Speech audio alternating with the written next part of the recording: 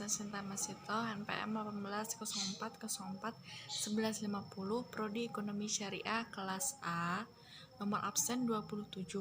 Di sini saya akan mempresentasikan makalah fiskal dan moneter yang berjudul Uang Elektronik dan Digital Perspektif Islam. Pertama, pengertian uang elektronik. Uang elektronik adalah uang yang dipergunakan dalam transaksi melewati jejaring internet secara elektronik dan sistem penyimpanan harga digital. Dalam uang elektronik terdapat nilai tersimpan atau prabayar, di mana terdapat nilai yang disimpan dalam suatu media elektronik yang berbasis chip atau server.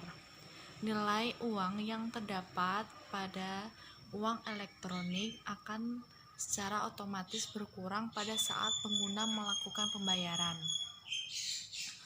Uang elektronik merupakan instrumen yang terbaru dalam sistem pembayaran yang dalam definisi lebih luas adalah uang yang ditransfer secara elektronik. Akan tetapi, untuk mendefinisikan uang elektronik secara lebih kompleks dan tepat merupakan suatu masalah karena hal tersebut merupakan sesuatu fenomena yang dinamis dalam kerangka yang cenderung statis. Kemunculan uang elektronik awalnya hanya berbentuk internet banking yang berbentuk akses, yang semula terbatas menjadi lebih mudah dan meluas. Internet banking memungkinkan nasabah untuk melakukan transaksi via telepon seluler. Penggunaan uang elektronik pada saat ini hanya terdapat di ruang lingkup terbatas, yang dalam hal ini adalah nasabah bank dengan nasabah bank lainnya. Akan tetapi, tren tersebut berubah seiring dengan kemajuan ilmu pengetahuan di bidang teknologi informasi di era tahun 2008.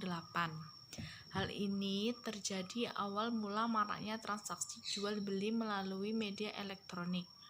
Uang elektronik yang semula dibatasi oleh kalangan tertentu kini mempunyai ruang lingkup yang lebih luas. Masyarakat luas dapat memanfaatkan jasa penyediaan uang elektronik tanpa harus menjadi nasabah di bank tertentu.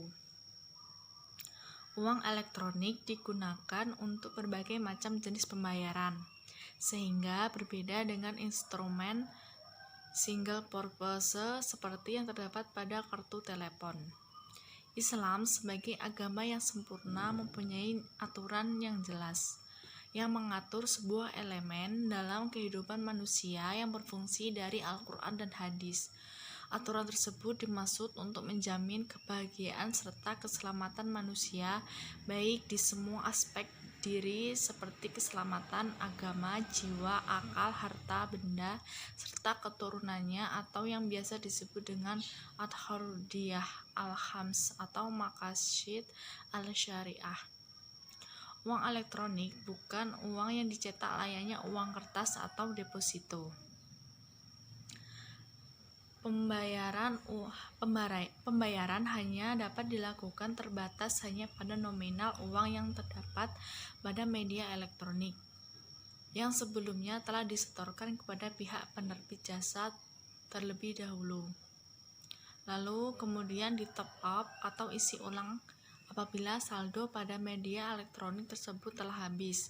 Perbedaan uang elektronik dengan metode pembayaran lainnya seperti single purpose payment adalah perusahaan yang memberikan jasa uang elektronik dengan orang yang menerima pembayarannya berbeda, seperti T-Cash yang merupakan uang elektronik berbasis server dan berjenis register karena menggunakan user ID atau sandi pengguna yang bisa digunakan sebagai alat pembayaran di merchandise yang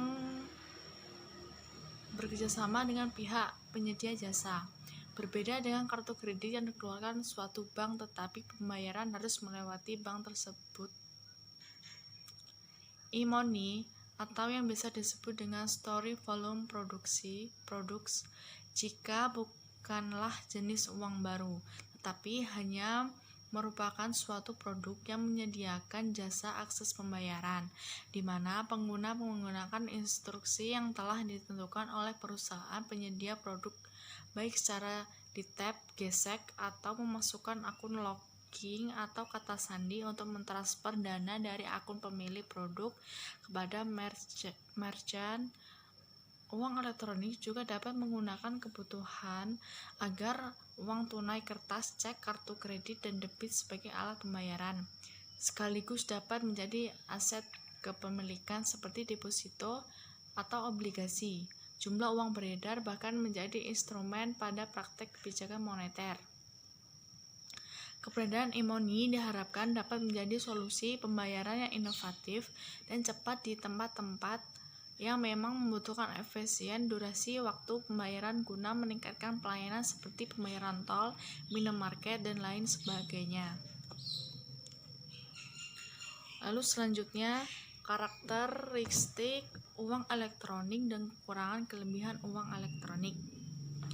Karakteristik uang elektronik sebagai alat pembayaran yang memenuhi unsur sebagai diterbitkan atas dasar nilai uang yang disetor terlebih dahulu oleh pemegang kepada penerbit dan nilai uang disimpan secara elektronik dalam suatu media seperti server atau chip digunakan sebagai alat pembayaran kepada pedagang yang bukan merupakan penerbit uang elektronik tersebut dan nilai uang elektronik yang disetor oleh pemegang dan dikelola oleh penerbit bukan merupakan simpanan sebagaimana yang dimaksud dalam undang-undang yang mengatur mengenai perbankan. Batas nilai uang elektronik yang dapat disimpan di dalam media elektronik dalam suatu edaran Bank Indonesia adalah sebesar 2 juta. Bagi yang unregister sebesar 10 juta, bagi yang register yang kedua memiliki batas transaksi sebesar 20 juta dalam setiap bulannya. Lalu adapun kekurangan dalam uang elektronik adalah tidak mempunyai sistem pengaman seperti PIN. Lalu yang kedua, sulitnya ketika media elektronik hilang atau rusak sehingga nominal uang yang terdapat di dalamnya tidak dapat diganti oleh pihak penerbit. Lalu yang ketiga, belum banyak merchant yang menerima uang elektronik sebagai media pembayaran, apalagi di tempat-tempat tradisional. Lalu yang keempat, mengakibatkan penggunaan uang elektronik cenderung boros. Lalu adapun kelebihannya dalam uang elektronik yaitu yang pertama, transaksi cepat dan lancar. Lalu yang kedua, tidak perlu terlebih dahulu menabung di suatu bank tertentu. Lalu yang ketiga, praktis dan mudah dibawa. Adapun konsep uang elektronik dan digital dalam perspektif Islam, yakni sudah diatur oleh Dewan Syariah Nasional dan Majelis Ulama Indonesia telah mengeluarkan fatwa yang berkaitan dengan uang elektronik yang menyatakan bahwa hukum uang elektronik itu pada dasarnya boleh-boleh saja asal memiliki syarat. Yang pertama, uang elektronik adalah alat pembayaran yang memenuhi unsur-unsur seperti diterbitkan atas dasar jumlah nominal uang yang disetor terlebih dahulu kepada penerbit. Lalu yang selanjutnya adalah jumlah nominal yang disimpan secara elektronik dalam suatu media yang terregister. Lalu jumlah nominal uang elektronik yang dikelola oleh penerbit bukan merupakan simpanan sebagaimana yang dimaksud dalam undang-undang yang mengatur mengenai perbankan. Lalu digunakan sebagai alat pembayaran kepada pedagang yang bukan merupakan penerbit uang elektronik tersebut. Lalu yang kedua, uang elektronik syariah adalah uang elektronik yang sesuai dengan prinsip-prinsip syariah. Akad yang digunakan dalam uang elektronik penerbit dengan pemegang uang elektronik adalah akad wadiah atau akad qard. Dalam hal akad yang digunakan adalah akad wadiah, masa berlaku tertentu dan batasan akad wadiah seperti jumlah nominal uang elektronik bersifat titipan yang dapat diambil atau digunakan oleh pemegang kapan saja. Lalu, jumlah nominal uang elektronik yang dititipkan tidak boleh digunakan oleh penerbit titipan kecuali atas izin pemegang kartu. Lalu, dalam hal jumlah nominal uang elektronik yang dititipkan dan digunakan oleh penerbit atas izin pemegang kartu, maka akad titipan wadiah berubah menjadi akad pinjaman, dan tanggung jawab penerimaan titipan sama dengan tanggung jawab dalam akad qard. Otoritas terkait wajib membatasi penerbit dalam penggunaan dana titipan dari pemegang kartu. Penggunaan dana tersebut penerbit tidak boleh bertentangan dengan prinsip syariah dan peraturan perundang-undangan. Dalam hal akad yang digunakan adalah akad qard, maka berlaku ketentuan dan batasan akad qard, yaitu jumlah nominal uang elektronik bersifat hutang yang dapat diambil serta dapat digunakan oleh pemegang kapan saja. Penerbit dapat menggunakan atau menginvestasikan uang hutang dari pemegang uang elektronik. Penerbit wajib mengembalikan jumlah pokok piutang pemegang uang elektronik kapan saja sesuai kesepakatan.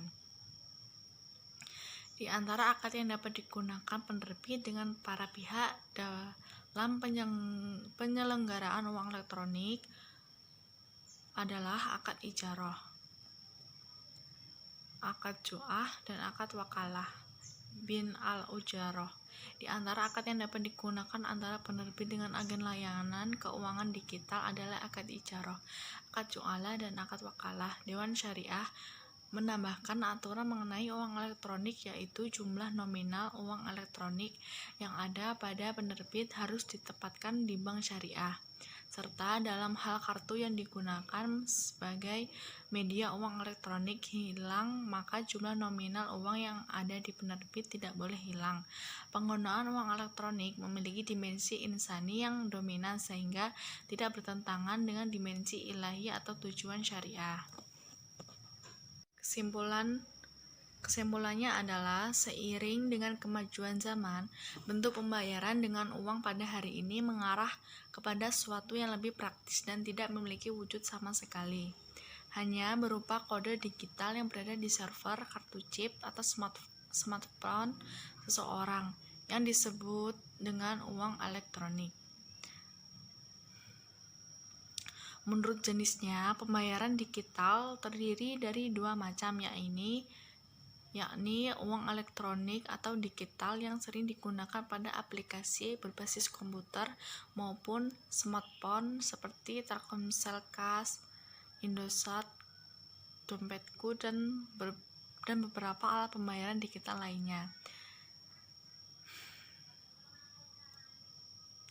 Uang elektronik adalah uang yang digunakan dalam transaksi melewati jejaring internet secara elektronik, dan sistem penyimpanan harga digital dalam uang elektronik terdapat nilai tersimpan atau prabayar, di mana terdapat nilai uang yang tersimpan dalam suatu media elektronik yang berbasis chip. Islam memandang uang elektronik yang merupakan produk dari gejala sosial yang baru sebagai sesuatu hal yang boleh dan mubah, karena pada dasarnya asal semua hal dalam muamalah itu adalah boleh, asal tetap berada dalam kebenaran menurut syarah dan undang-undang. Uang elektronik hanyalah suatu bentuk baru dari uang yang senantiasa berubah. Islam pun tidak menafikan pencarian keuntungan yang diperoleh dari uang elektronik, karena yang dilarang adalah upaya membeli uang dengan uang. Tetapi pada imoni ini, si pengguna pembeli jasa kemudahan transaksi yang ditawarkan oleh penerbit, sehingga penyedia jasa mendapatkan keuntungan dari jasa yang mereka jual, dan pengguna pun mendapatkan kemudahan dari penyedia layanan.